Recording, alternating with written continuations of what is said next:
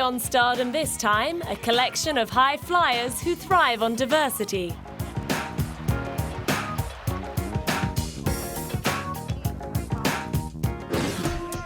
This A-list heartthrob had an early ambition to be a baseball player and once tried out for a professional team.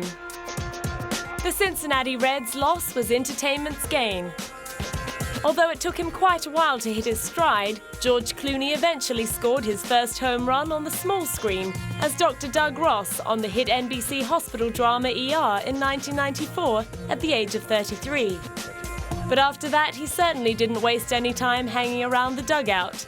During his 5-year stint on ER, he also kick-started his movie career, with starring roles in From Dusk Till Dawn, directed by Robert Rodriguez, One Fine Day, and Three Kings.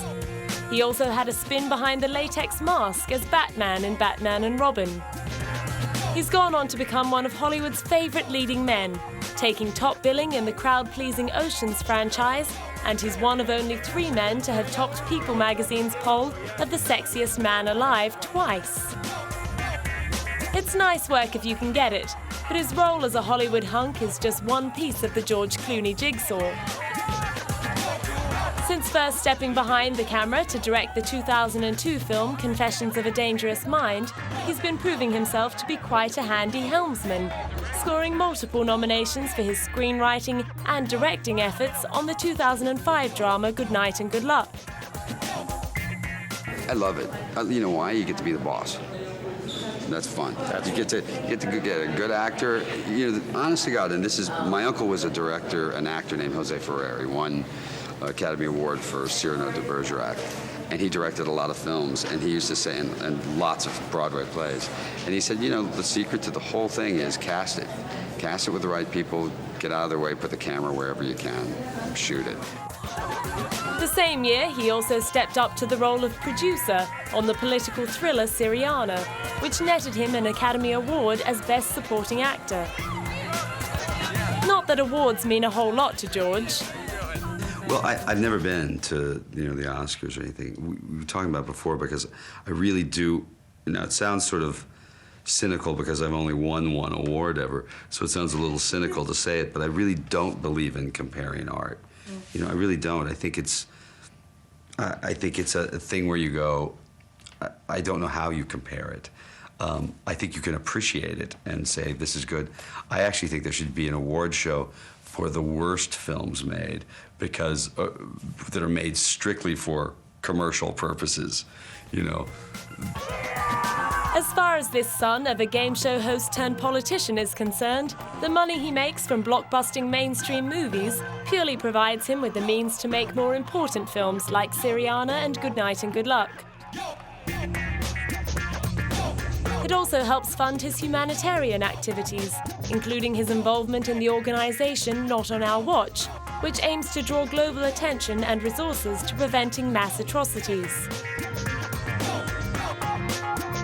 Along with his father Nick, he's also very active in the campaign to call a halt to the genocide in Darfur. There's no easy answer to this. But what we cannot do is turn our heads and look away and hope that this will somehow disappear. Because if we do, they will. They will disappear. And an entire generation of people will be gone. And then only history will be left to judge us, like Rwanda and like the Balkans, Cambodia. He is an active member of Celeb One, and along with Julia Roberts, Matt Damon, and Don Cheadle, he campaigns for the end of AIDS and third world poverty. In 2003, he donated 10 scooters equipped with cardiac equipment to Rome in an effort to get rapid treatment to heart attack victims. Not that all George's ventures have been altruistic.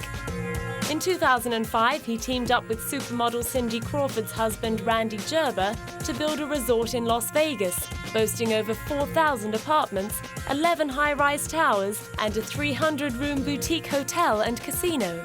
We like the idea of trying to build a place that would be for adults. You know, Vegas has done a wonderful job of sort of opening it up to say it's sort of America's playground again, and it's kid-friendly, and that's all great, but we also thought there should be a place that's for grown-ups along the way. So there's a stripper pole in every room. But of course, he wasn't about to keep all the profits to himself.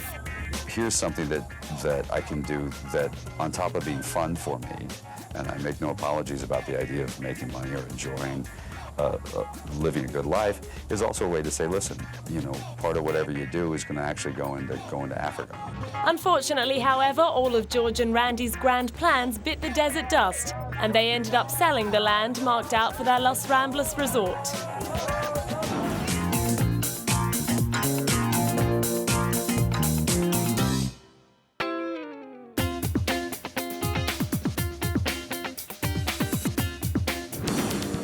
In 1964, this actress-activist did a screen test for the part of Liesl Von Trapp in the big-screen blockbuster The Sound of Music.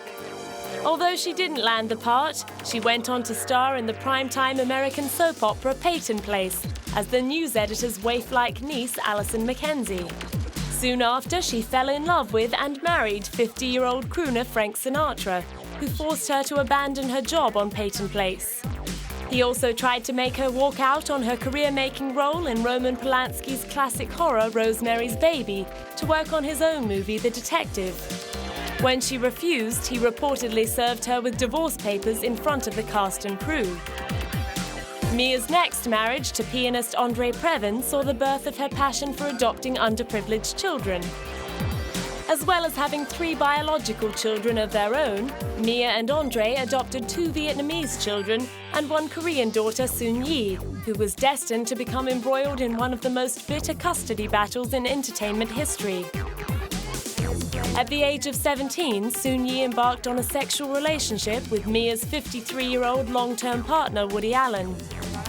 Although Mia and Woody had never married, they had 1 biological child together and adopted 2 more. During the lengthy 1992 court case, Mia alleged Woody had molested their 7-year-old adoptive daughter, Malone. She also called his conduct with Soon Yi inappropriate and won custody of their children. Since then, Mia has been ploughing all her energy into a raft of important humanitarian causes, chief among which has been the battle to end the violence in Sudan's Darfur region. After 3 trips to the region on visits to refugee camps, she put the onus on China, as Khartoum's top oil customer, to use its economic influence to galvanize the Sudanese government into positive action. Genocide is expensive business. The government has purchased attack helicopters, Antonov bombers, built 2 munitions factories. They have armed and trained their proxy militia, the Janjaweed. And vehicles, all of this is expensive, and all of this is coming from Chinese money. So now we look to China. China is hosting the 2008 Olympic Games, and their slogan for the Games is "One World, One Dream." But there is one nightmare that China must not be allowed to sweep under the rug, and that nightmare is Darfur. To ram the message home in August 2007, she waved off an Olympic torch-style relay through genocide-afflicted countries. And I think they should be seen by everyone, lest with the passage of time, anyone deny that this happened and how it happened. This is the purest documentation from the children themselves. She took her message to Bosnia, calling on survivors of the 1995 Srebrenica massacre, which left more than 20,000 dead, to add their voices to the cause. And on her miafarrow.org website, dedicated to humanitarian and advocacy information, she refers to the Beijing Games as the Genocide and Blood-Drenched Olympics. The site also contains a photo diary of the conditions faced by starving refugees, as well as a list of ways to help. Mia recently showed the same level of dedication in backing long-term friend Roman Polanski's libel action over an allegation that the director propositioned another woman in the wake of the horrific death of his film star wife Sharon Tate and their unborn child. The Vanity Fair article in question had stated that Roman had attempted to pick up a Norwegian model at Elaine's restaurant in New York a week after the murder, claiming he would make her the next Sharon Tate. Roman won the case and was awarded £50,000 in damages, but commentators were stunned not only by the court's decision, but also by Mia's willingness to defend the reputation of a man who had confessed to having sex with a 13-year-old girl in 1997. When she's not out campaigning on behalf of others, Mia still makes the odd appearance on the big screen. In fact, in the 2006 remake of the 1976 chiller The Omen, critics were quick to single out her performance as the film's only saving grace in her role as the evil nanny, Mrs. Baylock.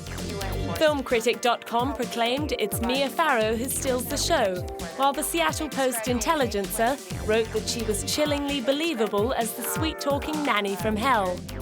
At the film's New York premiere, Mia revealed the secret to her character's success. John, our director, said he wanted to cast me because I didn't look scary. And he wanted the audience and the characters in the movie not to suspect. I mean, who's going to hire a scary-looking nanny?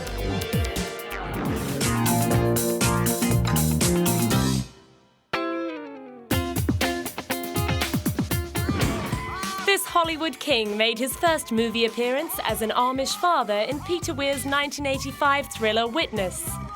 No doubt Viggo Mortenson's experience of growing up on Argentinian chicken farms and ranches came in handy. He went on to play supporting roles in a slew of 80s and 90s films like Carlito's Way, A Perfect Murder, Gus Van Sant's remake of Psycho, and The Prophecy. Prior to landing his plum role as Aragorn in Peter Jackson's Lord of the Rings trilogy, he was probably best known for his ball-breaking turn as Master Chief John Ergale in G.I. Jane.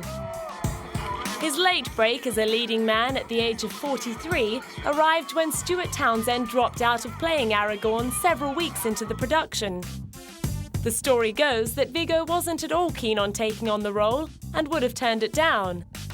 However, his son is a huge Tolkien fan and convinced him to change his mind. After taking the plunge, he took to the role like a duck to water, and the film's swordmaster Bob Anderson described him as the best pupil he'd ever trained. Britain and the United States. But for Viggo, expert swordsmanship would have just been one more string to an already impressive bow of special skills. Born to a Danish father and American mother, he not only speaks fluent Danish and English, he is also conversant in Norwegian, French, Italian, and Swedish. Having completed a bachelor's degree in Spanish at Lawrence University in New York, he was also fluent enough in the lingo to answer Argentinian journalists in their native tongue when promoting The History of Violence, his first collaboration with director David Cronenberg. Violence is always a current topic. It always has been. It's part of a sane human being in some way or another. That is normal, unfortunate or not, it is like that. The following year, he took on the mammoth challenge of playing the lead in the Spanish-language film Altarist, set during the reign of Philip IV. Aside from the language and the challenge of portraying a classic Spanish hero, Viggo also had to master the art of bullfighting. With trademark humility, he attributed the film's success to efforts of the entire cast and crew. For Viggo, being an actor never appears to be so much about the end result as the process of making the film. At the 2003 premiere of the final installment of the Lord of the Rings trilogy, he certainly didn't get carried away with all the fanfare.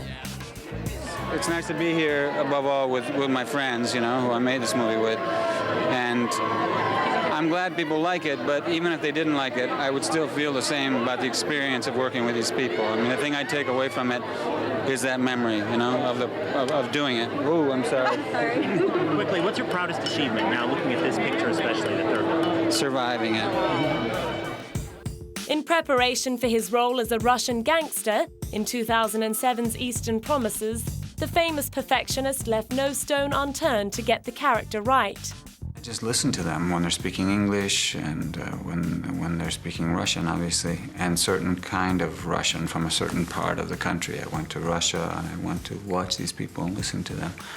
All of the things affected the way I speak, and I think that it's interesting what happens. I mean, I've done movies also in Spanish, a certain kind of Spanish.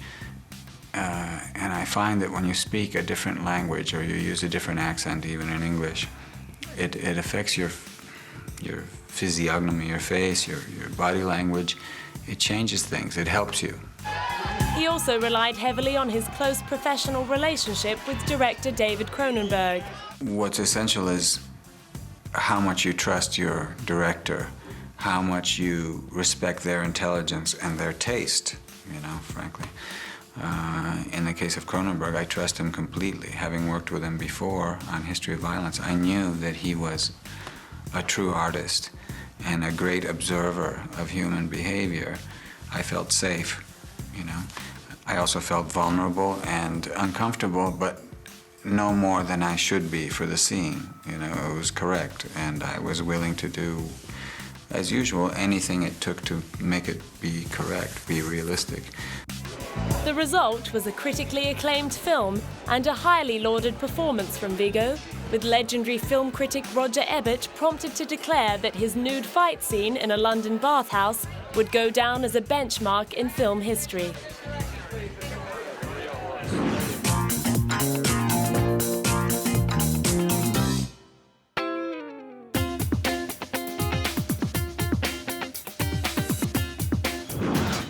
This legendary point guard originally intended to be a sports commentator instead of a professional basketball player. Fortunately for the National Basketball Association, while at Michigan University in the 1970s, he plumped for playing the game rather than calling it, and went on to win every possible title at college level. His illustrious career with the Los Angeles Lakers began in 1979, and he immediately won over fans with his up-tempo Showtime style and big smile. The next year, at the age of 20, he was named NBA's most valuable player.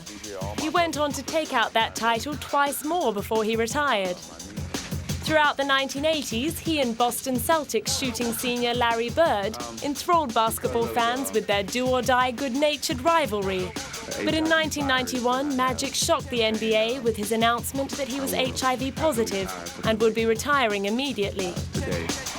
In fact, he made several short-lived comebacks and took a turn at coaching. But since the 1990s, Magic has been building a new reputation as a top-notch entrepreneur, television personality, and humanitarian. At the 20th anniversary of his annual charity extravaganza, producer Quincy Jones summed up the smiling giant from Michigan. Very tall, very talented, very visionary, you know. He's got it all. He gets it. Whatever it is, he gets it. Rapper Ludacris was even more effusive. Multifaceted entrepreneur, very great person, you know.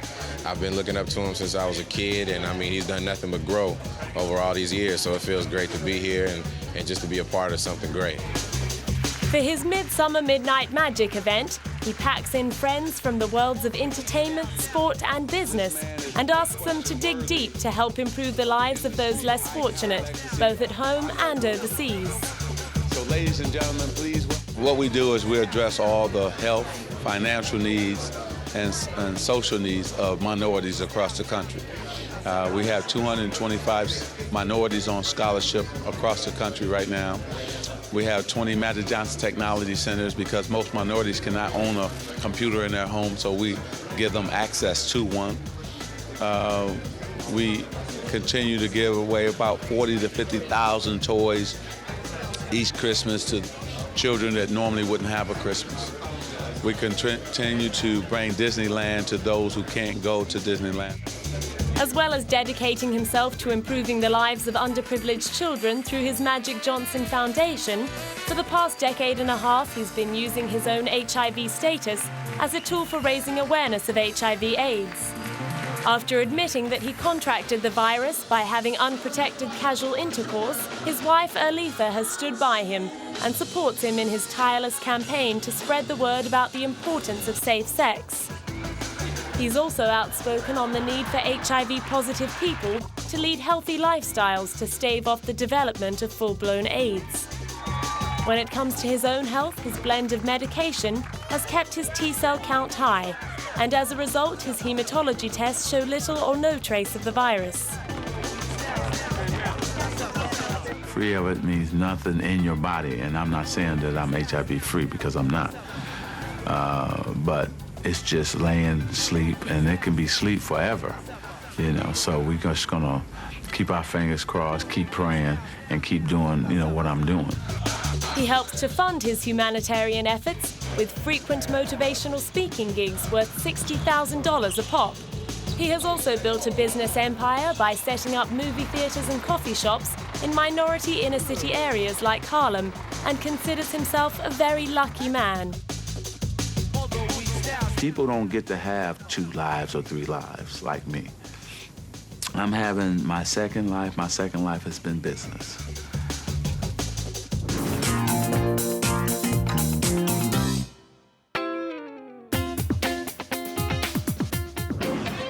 This Bollywood superstar first came to fame as 1994's Miss World.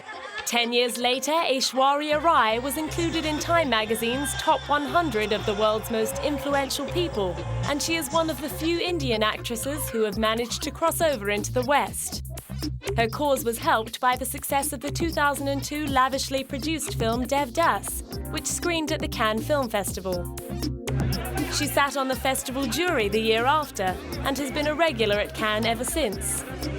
In 2006, she was there to promote the controversial true story of a Punjabi woman who married an Englishman and moved to Britain. After 10 years of physical and emotional abuse, she finally murdered him and went to prison before taking on the legal system and winning.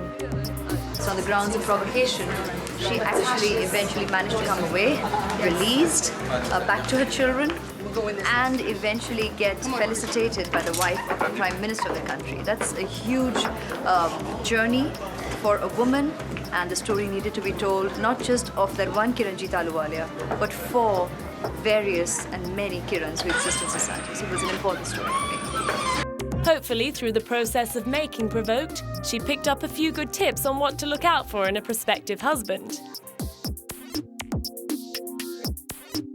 Towards the end of the year, she sparked rumours that she was set to marry Bollywood heartthrob Abhishek Bachchan when she made a late-night visit to a Hindu temple in Varanasi. The pair became the Brangelina of Bollywood after steaming up the screen in Mani Ratnam's film Guru. Fans agreed there was plenty of on-screen chemistry. The pairing was very good. In fact, now we've got to like it since they're going to pair up in the real life as well. So. The couple's much-rumoured engagement was finally confirmed in January 2007 by Abhishek's father, Amitabh, who is hailed in India as the reigning king of Bollywood. The private wedding, which took place in Mumbai 3 months later, was turned into a national extravaganza by the Indian media. But then Aishwarya is well used to being in the spotlight. In 2004, crossover popularity was honoured when she became the first Bollywood star to be cast in wax in London's Madame Tussauds Museum. And in 2007, her jet-setting likeness set off on a trip to the Big Apple. She's an international star that supersedes everywhere, but she's Miss World, and she happens to be coming here to New York for a short period of time. Meanwhile, the real Aishwarya Rai lends her profile to a wide range of good causes and campaigns. In 2004, she signed up to promote the Taj Mahal's chances of squeezing onto an updated list of the 7 wonders of the world. People all across the world absolutely treasure the love story of this monument, absolutely adore this monument, and without a doubt, it is one of the wonders of the world. It hasn't been documented. This is the one opportunity to do so, and what better year than the 350th anniversary of the Taj Mahal. So God bless, and here's wishing it on the list.